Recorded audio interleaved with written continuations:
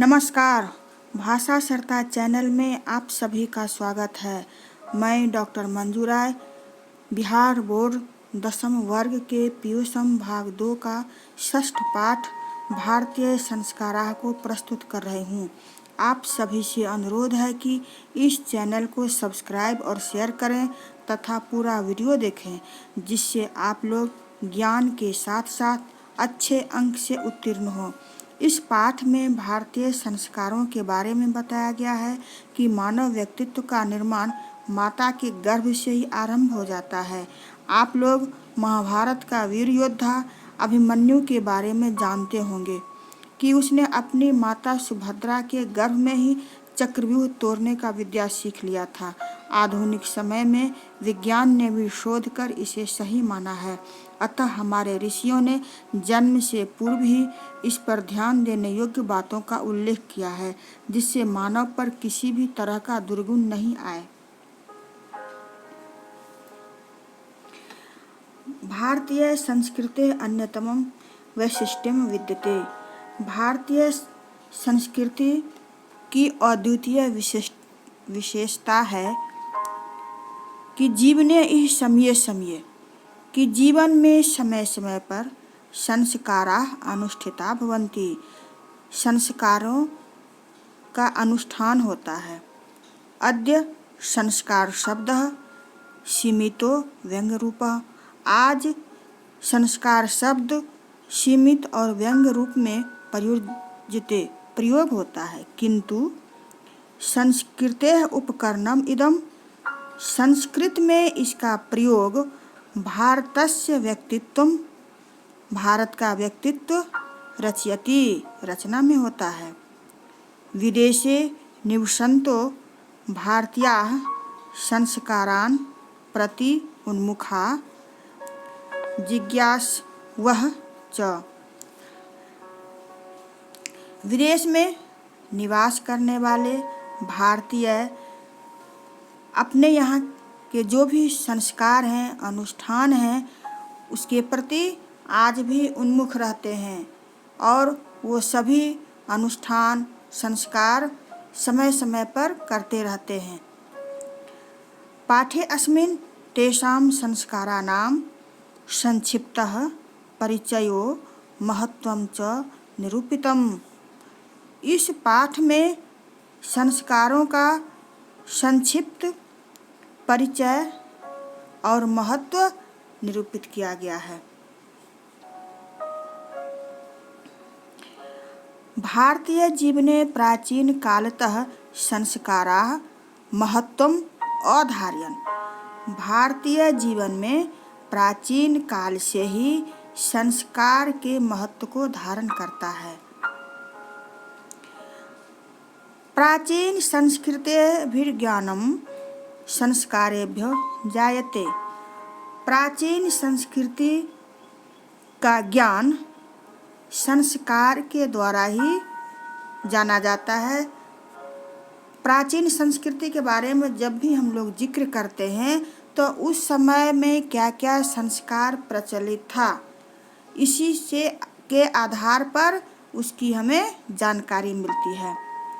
अत्र ऋषीणां कल्पनासीत् यत्, यहाँ ऋषियों की कल्पना थी कि जीवनस्य सर्वेषु मुख्य अवसरेषु, जीवन के सभी मुख्य अवसरों पर वेद मंत्राणां पाठः, वेद मंत्रों का पाठ, वरिष्ठानां आशीर्वादः, वरिष्ठों का आशीर्वाद, बड़े बुजुर्गों का आशीर्वाद, होमः अर्थात हवन, परिवार सदस्यानां सम्मेलनम च भवेत्। परिवार के सदस्यों का सम्मेलन होना चाहिए। हम लोग देखते हैं कि परिवार में, समाज में, गांव में सगे संबंधी के यहाँ कोई भी आयोजन होता है, कोई भी अनुष्ठान होता है तो उसमें निमंत्रण भेजा जाता है और लोग उस निमंत्रण में आने की भरपूर प्रयास करते हैं। अन्य दिन आने के लिए समय नहीं मिलता है, लोग अपने अपने काम धंधे में लगे रहते हैं, लेकिन इसी अवसर पर सभी एक साथ मिलते हैं, जुलते हैं। इसमें यही कहा गया है, तत् सर्वं संस्काराणाम अनुष्ठाने संभवति। ये सब संस्कार के अनुष्ठान में ही संभव हो पाता है। एवं संस्कारा महत्वम धारयन्ति। इस प्रकार से संस्कार का महत्व होता है। किंच संस्कारस्य मौलिकः अर्थः। किंतु संस्कार का मौलिक अर्थ, वास्तविक अर्थ परिमार्जन रूपः गुणाधान रूपश्च न विस्मर्यते। परिमार्जन करना अर्थात परिष्कृत करना।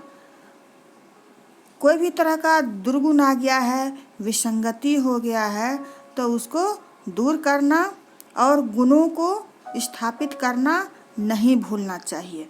अतः संस्काराः मानवस्य क्रमशः परिमार्जने दोषापनयने गुणाधाने च योगदानं कुर्वन्ति। अतः संस्कार मानव का क्रमशः परिमार्जन करता है, दोषों को दूर करता है और गुणों का स्थापित करने में मुख्य भूमिका रहती है, योगदान रहता है।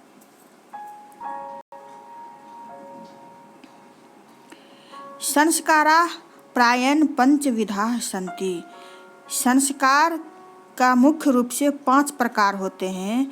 जन्म पूर्वाश्रयः, जन्म के पहले 3, शैशवाः 6, शैशव काल में 6, शैक्षणिकाः 5, शिक्षा काल में 5, गृहस्थ संस्कारः विवाह रूपः 1, गृहस्थ संस्कार में विवाह रूप 1, मरणोत्तर संस्कारश्च 1, मरने के बाद 1 संस्कार, एवं 16 संस्काराः भवन्ति। इस प्रकार 16 संस्कार होते हैं। जन्म पूर्व संस्कारेषु गर्भाधानं, पुंसवनं, सीमन्तोन्नयनं च इति त्रयो भवन्ति। जन्म से पूर्व गर्भाधान, पुंसवन, सीमन्तोन्नयन 3 तरह के संस्कार होते हैं। याद रखने वाली बात है, जो जन्म से पूर्व 3 तरह के संस्कार होते हैं, गर्भाधान, पुंसवन, सीमन्तोन्नयन। इसमें पहला है गर्भ रक्षा। गर्भाधान संस्कार में गर्भ रक्षा के लिए अनुष्ठान किए जाते थे। अत्र गर्भ रक्षा गर्भस्थस्य संस्कारोपनम गर्भवत्याश्च प्रसन्नता च इति प्रयोजनम कल्पितम अस्ति। दूसरा है पुंसवन संस्कार। इसमें जब गर्भ की रक्षा का 3 महीना हो जाता था, तब पुंसवन संस्कार होता था। ऋषियों का मानना था कि मानव मस्तिष्क का निर्माण माँ के पेट में ही होता है, इसीलिए उसी समय मानसिक स्तर ऊंचा करने के उद्देश्य से पुंसवन संस्कार किया जाता था, ताकि जो भी बच्चा जन्म ले वह एक अच्छा व्यक्तित्व वाला हो। तीसरा है सीमन्तोन्नयन। ये 7 या 8 महीने में होता था, जिसे हम गोद भराई भी कहते हैं। इसमें गर्भवती की प्रसन्नता और उसके स्वास्थ्य पर ध्यान दिया जाता था। गर्भवती माता अगर प्रसन्न रहेगी, उनका स्वास्थ्य अच्छा रहेगा, तो आने वाला बच्चा भी प्रसन्नचित्त और अच्छा स्वास्थ्य वाला दीर्घायु होगा। शैशव संस्कारेषु जातकर्म, नामकरणम, निष्क्रमणम, अन्नप्राशनम, चूडाकर्म, कर्णवेधः। शैशव संस्कार में जातकर्म होता था। बच्चा जब जन्म ले लिया, तब उसका नाभि काट करके बच्चा के जीभ में शहद लगाया जाता था और ओम लिखा जाता था। शहद से ही ओम लिखा जाता था। जब बच्चा 10 दिन का हो गया तब उसे एक अच्छा सा नाम दिया जाता था, निष्क्रमणम। इसमें आप लोग देखते होंगे, जब बच्चा 3-4 महीना का हो गया तब एक अच्छा सा मुहूर्त देखकर, अच्छा सा दिन देखकर बच्चा नानी या दादी के यहाँ जाता है। अन्नप्राशनम, 6 महीना का जब बच्चा हो गया तब माँ के दूध के साथ बच्चा को पहला बार भोजन दिया जाता था, जिसमें मुख्य रूप से खीर होता था। बड़े जो होते हैं घर में वो बच्चा को अपने हाथ से मुंह में खीर का भोजन कराते हैं। उसके बाद से बच्चा अनाज खाना शुरू कर देता है। चूड़ाकर्म में बच्चा जब 1 साल से ऊपर का हो गया तब बच्चा का केश को काटा जाता था। इसमें स्थूरा नहीं लगता था, बच्चा को केश ऐसे ही ऊपर से काट दिया गया। कर्णवेद में शारीरिक रोगों को दूर करने के लिए बच्चा का कान छेदा जाता था। इस तरह से हम देखते हैं कि जन्म के बाद शैशव काल में 6 संस्कार होते थे। संस्कार मुख्य रूप से 5 प्रकार के होते हैं। जन्म से पहले 3, शैशवावस्था में 6, शैक्षणिक अवस्था में 5, गृहस्थ अवस्था में विवाह रूप 1 और मरने के बाद 1। इस प्रकार 16 संस्कार होते हैं। जन्म से पूर्व संस्कारों में गर्भाधान, पुंसवन और सीमंतोन्नयन 3। यहाँ गर्भ रक्षा, गर्भ में ही संस्कार को आरोपित करना, गर्भ और गर्भवती को प्रसन्न रखने का प्रयोजन होता है। शैशव संस्कारों में जातकर्म, नामकरण, निष्क्रमण, अन्नप्राशन, चूड़ाकर्म और कर्णवेद क्रमशः होता है। शिक्षा संस्कारेषु अक्षरारंभः, उपनयनम, वेदारंभः, केशांत, समावर्तन च इति संस्काराः प्रकल्पिता। अब शिक्षा संस्कार में मुख्य रूप से 5 संस्कार होते थे। अक्षरारंभ, उपनयन, वेदारंभ, केशांत, समावर्तन। अक्षरारंभ संस्कार, अक्षरारंभे अक्षरलेखनम, अंकलेखनम च शिशु प्रारभते। अक्षरारंभ संस्कार में कोई अच्छा सा मुहूर्त देख करके बच्चों को पढ़ाई लिखाई शुरू कराया जाता था। इसमें घर पर ही बच्चा अक्षर लेखन और 1, 2 ये सब लिखना शुरू करता था, जिसे कि आज भी हम नर्सरी, केजी ये सब जो छोटा बच्चा का पढ़ना है घर पर ही आज भी बहुत सारे लोग कराते हैं और पहले के ज़माने में भी ऐसा ही होता था। उपनयन संस्कारस्य अर्थः गुरुना शिष्यस्य स्वगृहे नयनम भवति। उपनयन संस्कार का अर्थ गुरु के द्वारा शिष्य को अपने घर में ले जाना होता था। नयनम भवति, ले जाना, ले जाने के कारण ही इसका नाम उपनयन हुआ। उस समय माता पिता के घर से बच्चा गुरु के घर में पढ़ने के लिए जाता था। गुरु अपने साथ बच्चा को पढ़ाने लिखाने के लिए ले जाते थे। जैसे कि आप जानते होंगे कि श्री राम को भी विश्वामित्र अपने साथ पढ़ाने के लिए ले गए थे। तत्र शिष्यः शिक्षा नियमान् पालयन् अध्ययनं करोति। वहाँ शिष्य शिक्षा के नियमों को पालन करते हुए अध्ययन करता था। ते नियमाः ब्रह्मचर्य व्रते समाविष्टाः। ये नियम ब्रह्मचर्य व्रत के अंतर्गत आता है। प्राचीन काले शिष्यः, प्राचीन काल में शिष्य ब्रह्मचारी इति कथ्यते स्म, ब्रह्मचारी कहा जाता था। गुरु गृहे एव शिष्यः वेदारंभः करोति स्म, गुरु के घर में ही शिष्य वेद का आरंभ करते थे।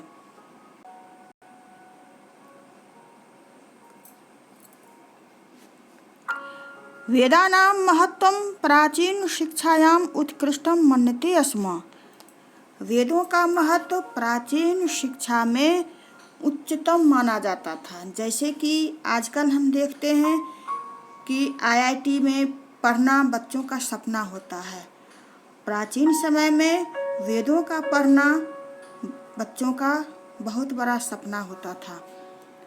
केशांत संस्कारे गुरुगृहे एव शिष्यस्य प्रथमं क्षौरकर्मं भवति स्म, केशांत संस्कार में गुरुगृहे एव शिष्यस्य प्रथमं क्षौरकर्म भवति स्म, उपनयन संस्कार के बाद गुरु के घर में जब बच्चा आ जाता था तब उसका केशांत संस्कार किया जाता था।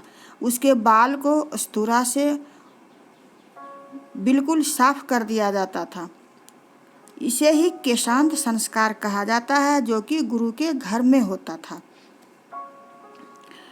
अत्र गोदानम मुख्यम कर्मम, यहाँ गोदान मुख्य कर्म होता था। अतः साहित्य ग्रंथेषु अस्य नामांतरम गोदान संस्कारो अपि लभ्यते, अतः साहित्य ग्रंथों में इसका दूसरा नाम गोदान संस्कार भी कहा जाता है। यहाँ पर गोदान संस्कार कहने का अर्थ ये है कि जैसे आजकल जब बच्चे स्कूल में पढ़ते हैं तो उसे शुल्क देना पड़ता है, स्कूल फीस देना पड़ता है। उस जमाने में मुद्रा का प्रचलन नहीं हुआ था, इसलिए बच्चा के माता पिता के द्वारा फीस के रूप में, शुल्क के रूप में गाय ही दान किया जाता था, वही उसका फीस होता था। समावर्तन संस्कारस्य उद्देश्यम शिष्यस्य गुरुगृहात् गृहस्थ जीवने प्रवेशः, केशांत संस्कार के बाद समावर्तन संस्कार होता था। समावर्तन संस्कार में गुरु के घर से शिष्य पुनः अपने माता पिता के घर में जाता था।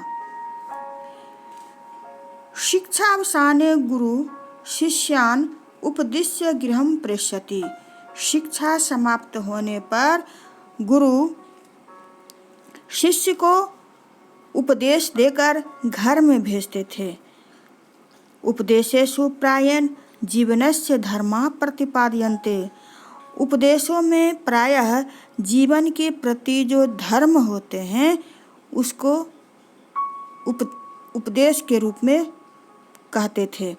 यथा सत्यम वद, सच बोलना, धर्मम चर, धर्म पर चलना, स्वाध्यायान्मा प्रमदः, अपने अध्ययन से कभी दूर मत होना, अर्थात सदैव निरंतर अध्ययनशील रहना, पुस्तक से कभी दूर नहीं होना, पढ़ाई से कभी दूर नहीं होना।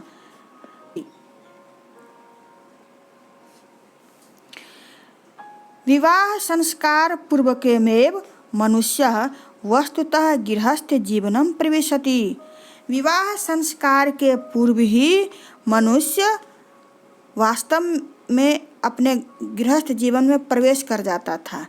जब बच्चा गुरु के घर से माता पिता के घर में आता था, माता पिता का जो व्यवसाय था, जो पेशा था, जो काम धंधा था, उस काम को करने लगता था। विवाह पवित्र संस्कारा मतः, विवाह पवित्र संस्कार माना जाता है। यत्र नाना विधानि कर्म कांडानि भवन्ति, जिसमें विभिन्न कर्म कांड होते हैं। तेषु वाग्दानम, उनमें वाग्दान अर्थात वचन देना। वर पक्ष और वधू पक्ष दोनों तरफ के माता पिता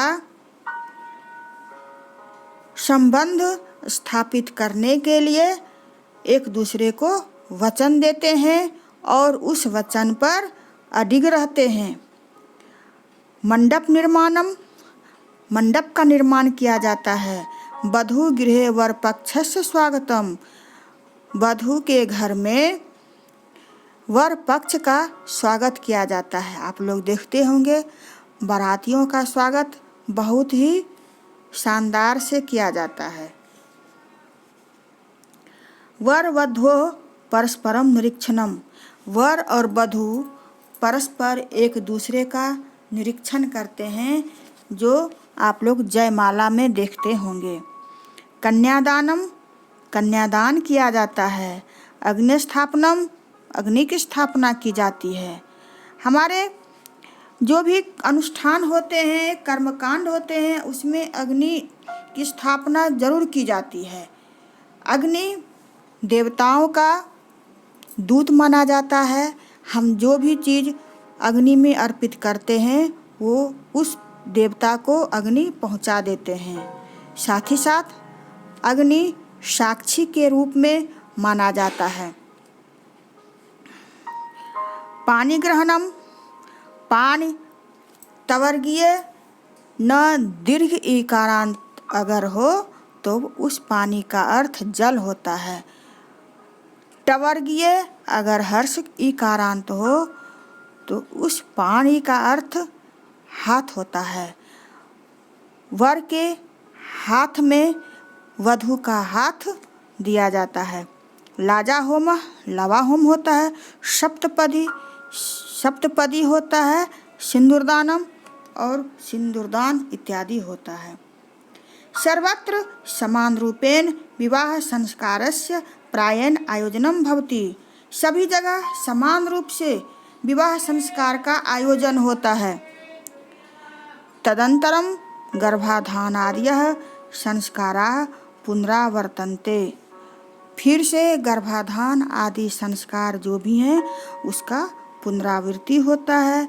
जीवन चक्रम च भ्रमति, और जीवन चक्र घूमता है। मरणात् अनंतरम, मरने के बाद अंत्येष्टि संस्काराः अनुष्ठीयते, अंत्येष्टि संस्कार का अनुष्ठान किया जाता है। एवं भारतीय जीवन दर्शनस्य महत्वपूर्णम उपादानम संस्कारः इति, इस प्रकार से हम देखते हैं कि भारतीय जीवन दर्शन में संस्कार का बहुत बड़ा योगदान होता है। अगर संस्कार नहीं होगा तो मनुष्य पाशविक प्रवृत्ति का हो जाएगा। उस पाशविक प्रवृत्ति को दूर करने के लिए ही समय समय पर जीवन में संस्कार होते रहते हैं और ये संस्कार होना चाहिए। ये जो 16 संस्कार बताए गए हैं, ये 16 संस्कार लड़का और लड़की दोनों के लिए हमारे ऋषियों ने स्थापित किया था, किंतु कुछ संस्कार लड़कों के लिए तो हैं और लड़कियों के लिए मात्र एक विवाह संस्कार होता है और दूसरा अंत्येष्टि संस्कार।